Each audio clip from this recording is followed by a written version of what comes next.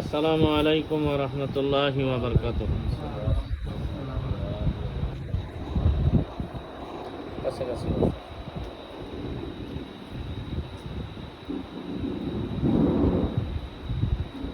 আসসালামু আলাইকুম ওয়া রাহমাতুল্লাহি ওয়া বারাকাতুহু।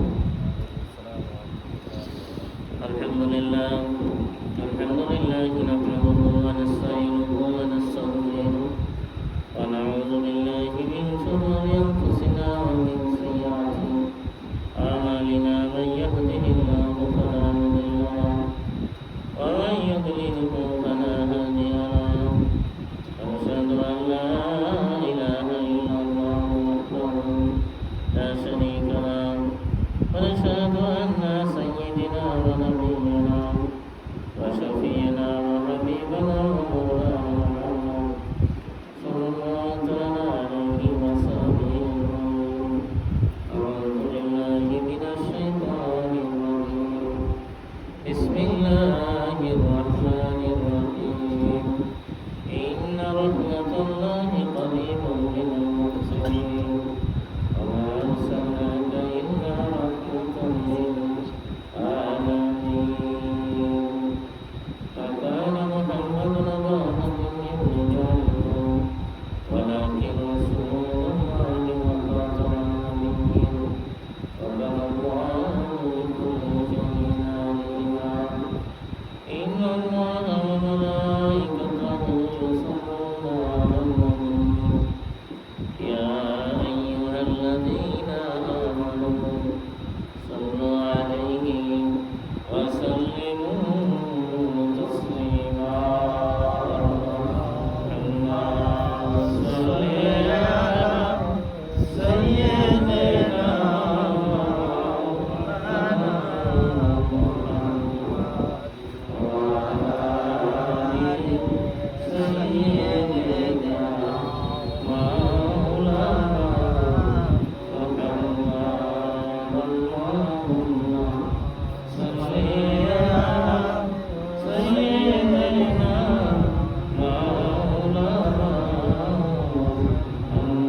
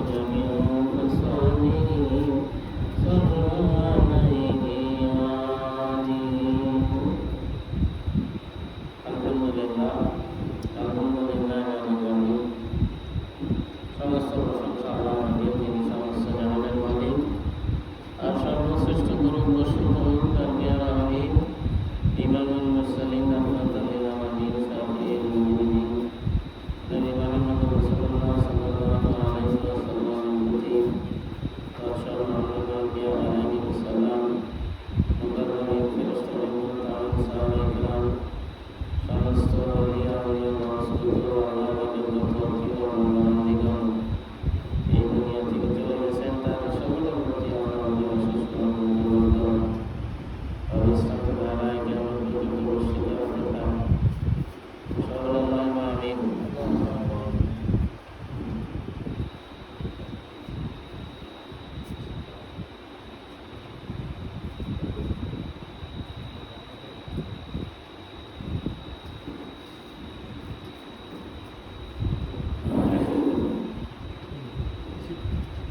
আমাদের ইন্টারটা শরীফের মাসিক উত্তর শরীফ মন্ত্র তথায় আমরা উত্তর শরীফ প্রথম খণ্ড তৃতীয় ভাগ 273 নম্বর উত্তর হযরত বদরুদ্দান হুসাইনি সাহেব রহমাতুল্লাহ ছিলেন এই পবিত্র চিঠিটি লিখেছেন মির্জা হুসাইনুদ্দিনের নিকট।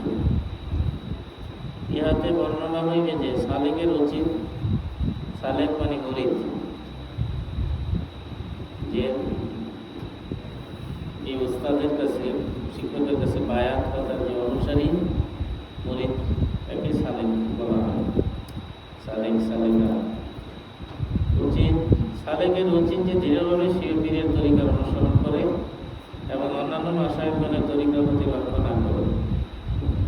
যাবতীয় প্রশংসা আল্লাহ তাআলার জন্য, যিনি আমাদেরকে এই সমানুপতের প্রতি পথ প্রদর্শন করিয়াছেন। তিনি যদি হেদায়েত না করিতেন তবে নিশ্চয়ই আমরা পথপ্রাপ্ত হইতাম না। নিশ্চয়ই আমাদের প্রতিপালকের রাসূল সাল্লাল্লাহু আলাইহি ওয়াসাল্লাম সত্য লইয়াই আগমন করিয়াছেন। উক্ত রাসূলগণের প্রতি পূর্ণ দরুদ সম্মান বর্ষিত হোক। যে অনুগ্রহ লিপি এই ফকিরের নামে প্রেরণ করিয়াছেন তাহা প্রাপ্ত হইয়া বিশেষ আনন্দ করিল। আল্লাহ পাক আপনাকে উৎকৃষ্ট প্রতিদান প্রদান করুন। আপনি লিখিয়াছেন যে আপনি সঙ্গীত শ্রবণ বিশেষভাবে নিষেধ করিয়াছেন, যাহা মিলাদ ও হযরত নবী করিম সাল্লাল্লাহু আলাইহি ওয়াসাল্লামের নাম কাসিদাবাদ সম্মত ছিল। কিন্তু ভ্রাত মীর মোহাম্মদ নোমান ও অন্যান্য বন্ধুগণ স্বপ্নে দেখিয়াছেন যে হযরত নবী করিম সাল্লাল্লাহু আলাইহি ওয়াসাল্লাম এই মিলাদের মাহফিলের প্রতি অত্যন্ত সন্তুষ্ট। অতএব তাহাদের প্রতি উক্ত মিলাদের মাহফিল পরিত্যাগ দুষ্কর। হে মান্যবর ভ্রাত, যদি স্বপ্নের মূল্য থাকিত এবং উহার প্রতি নির্ভর করা চলিত তবে মুরিদগণের জন্য পীরের কোনোই আবশ্যক করিত না, কোনো তরিকা গ্রহণের প্রয়োজন হইত না। যেহেতু প্রত্যেক মুরিদ স্বীয় স্বপ্ন অনুযায়ী কার্য করিত ও তদনুরূপ জীবিকা নির্বাহ করিত, উক্ত স্বপ্নটি তাহার পীরের তরিকার অনুকূল হোক বা নাই হোক,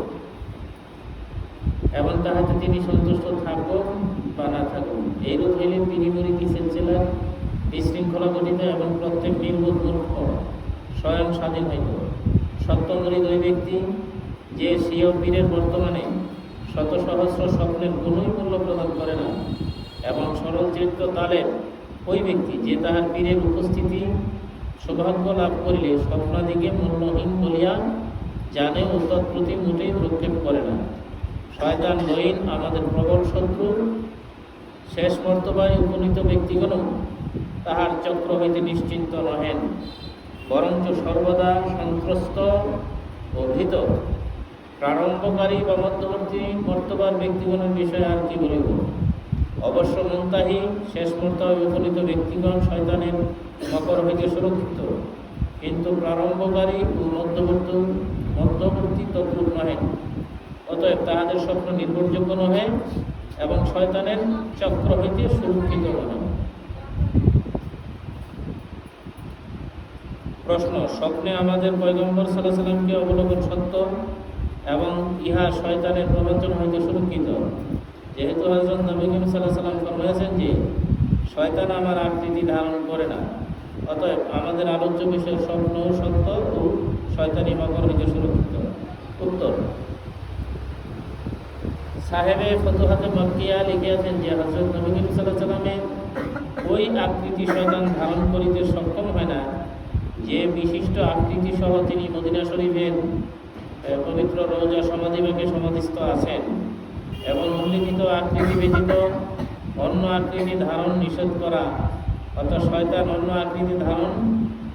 আকৃতি ধরিয়া প্রকাশ নিষেধ করা তিনি জায়েজ রাখেন না। ইহাতে সন্দেহ নাই যে উক্ত আকৃতি নির্দিষ্ট করা সুকঠিন, বিশেষত স্বপ্নের মধ্যে। অতএব স্বপ্ন কি প্রকারে নির্ভরযোগ্য হইতে পারে? যদি শয়তান হযরত নবী করিম সাল্লাল্লাহু আলাইহি ওয়াসাল্লামের আকৃতি ধারণ না করা তাহার উক্ত বিশিষ্ট আকৃতির সহিত বিশিষ্ট না করি, এবং যে কোনো আকৃতিতে তিনি দর্শিত হোক না কেন তাহাতে শয়তানের আকৃতি ধারণ না করা যায় নাকি? যেরূপ অনেক আলেমের অভিমত ও যাহা হযরত নবী করিম সাল্লাল্লাহু আলাইহি ওয়াসাল্লামের সম্মান সূচক কার্য, তখনও বলবে যে হযরত নবী করিম সাল্লাল্লাহু আলাইহি ওয়াসাল্লামের স্বপ্নে দৃষ্ট উক্ত আকৃতি হইতে আদেশ নিষেধ গ্রহণ এবং তাহার সন্তুষ্টি অসন্তুষ্টি উপলব্ধিকরণ অতি কঠিন। কেননা ইহা হইতে পারে যে মহাশত্রু শয়তান মধ্যস্থত স্বরূপ গোপন থাকিয়া অবাস্তবকে বাস্তব রূপে দর্শায় এবং দর্শককে সন্দেহে নিক্ষিপ্ত করিয়া স্বীয় গতিবিধিকে উক্ত আকৃতির গতিবিধি বলিয়া প্রকাশ করে।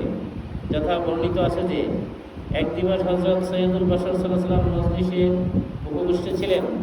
কুরাইশের প্রধান ব্যক্তি ও কাফের দিগের সরদারগণ এবং বহু সংখ্যক সাহাবা কেরাম তথা উপস্থিত ছিলেন। হযরত সাল্লাল্লাহু আলাইহি ওয়াসাল্লাম তাহাদিকে সূরা আন-নাজম পাঠ করিয়া শ্রবণ করাইতেছিলেন। যখন তিনি বাতেল বা অনুলোক প্রতিমাগুলির আলোচনা আসিল, তখন শয়তান লইন উক্ত প্রতিমাগুলির প্রশংসাবাচক প্রতিভয় বাক্য হযরত নবী করিম সাল্লাল্লাহু আলাইহি ওয়াসাল্লামের বাক্যের সহিত এরূপভাবে সংযোগ করিয়া দিল যে উপস্থিত সকলেই বুঝিল যে ইয়া হযরত নবী করিম সাল্লাল্লাহু আলাইহি ওয়াসাল্লামের বাক্য। কোনক্রমেই কেহ উহা পার্থক্য করিতে সক্ষম হইল না।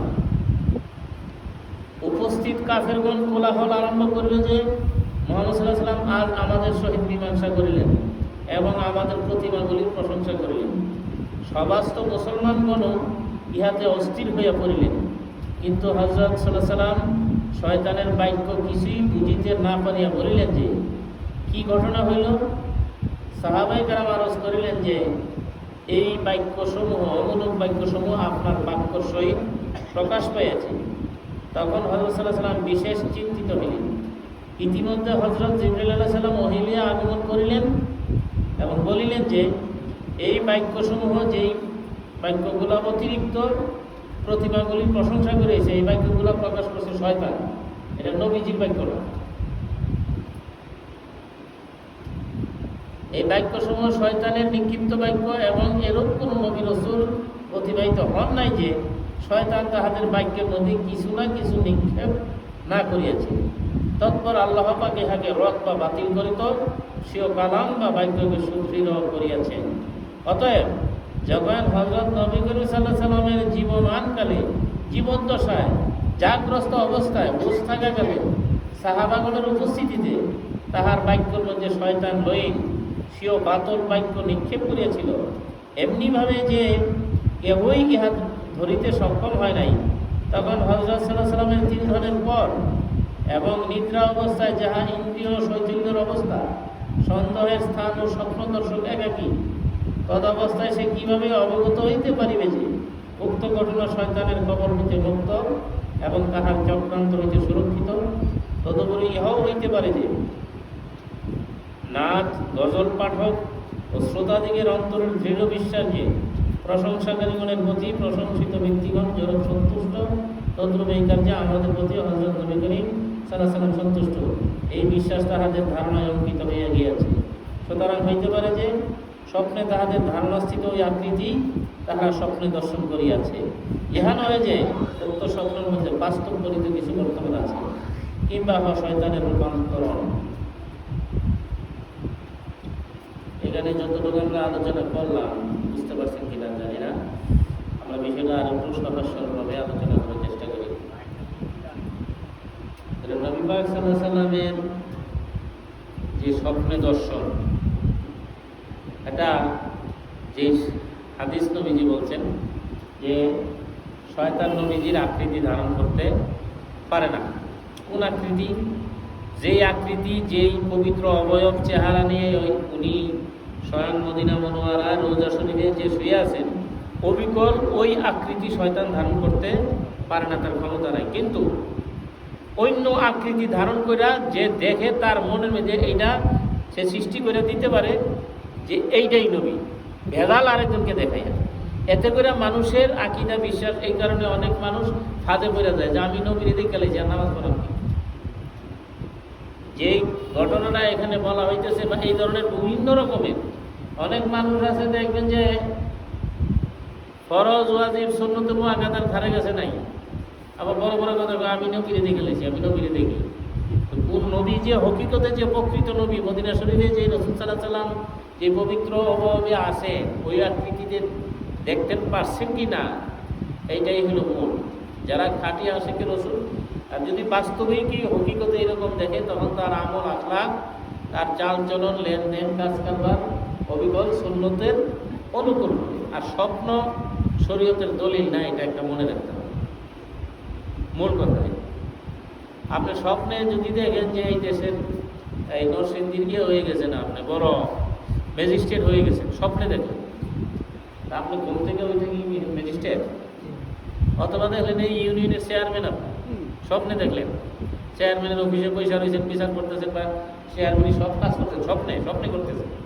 স্বপ্নতে জাগ্রত হওয়ার পরে কি আসলে আপনি চেয়ারম্যান? আর এখানে যে ঘটনাটা মুজাদ্দেদ আল-কাসেমি রাহমাতুল্লাহ আলাইহির জমানা, উনি যেখানে আসেন ওনার থেকে দূরে এক জায়গায় এই যিনি চিঠি লিখছেন, তিনি সম্ভবত মুজাদ্দেদ আল-কাসেমি আব্দুল খলিফা, তিনি লিখছেন যে ওই এলাকার কিছু লোক, বিশিষ্ট লোক স্বপ্নে দেখছে যে তারা মিলাদ মাহফিলের অনুষ্ঠান করতেছে। ওই মিলাদ মাহফিলের অনুষ্ঠানের নবীতে বাদ্যযন্ত্র সহ, বাদ্যযন্ত্র বোঝেন তো, ঢোল বাজাতে বিভিন্ন রকমের যন্ত্রপাতি, এই যন্ত্রপাতি বাজায় তারা মিলাদ মাহফিল করতেছে, অনুষ্ঠান করতেছে। আর এই মিলাদ মাহফিলে স্বয়ং নবীজি উপস্থিত হয়েছে, উপস্থিত হয়ে নবীজি খুব খুশি প্রকাশ করতেছে। আর মুজাদ্দেদ আল-কাসেমি রাহমাতুল্লাহ আলাইহি নিষেধ করতেন সরাসরি এরকম মিলাদ অনুষ্ঠান নৃত্য বাদ্যযন্ত্র সহকারে এগুলি করার জন্য নিষেধ করছেন। নিষেধ করার পরে যারা স্বপ্নে দেখছে তারার কাছে এই নিষেধ পালনটা কঠিন মনে হতেছে। যে আমরা দেখলাম যে স্বয়ং নবীজি এই মিলাদ মাহফিলে উপস্থিত আছে, আর অনেক মানুষই জানে যে শয়তান নবীজির আকৃতি ধারণ করতে পারে না। তাদের ভিতর যে এই ফটকা সন্দেহ তৈরি হয়েছে, তাহলে মিলাদ মাহফিলের মধ্যে নবীজি উপস্থিত হয়েছে, তাহলে এই মিলাদ মাহফিল নিশ্চয়ই ভালো কাজ। হ্যাঁ, আর 1000 বছরে যিনি মুজাদ্দেদ আল-কাসেমি রাহমাতুল্লাহ আলাইহি, তিনি কেন নিষেধ করতেছেন যে এই বাদ্যযন্ত্র সহকারে মিলাদ মাহফিলের অনুষ্ঠান করা যাবে না, এটা কঠোরভাবে নিষেধ। এই যে একটা সন্দেহ এবং খটকা, এটা দূর করার জন্য বিস্তারিত এই আলোচনা এই মক্তবা শরীফে করা হয়েছে।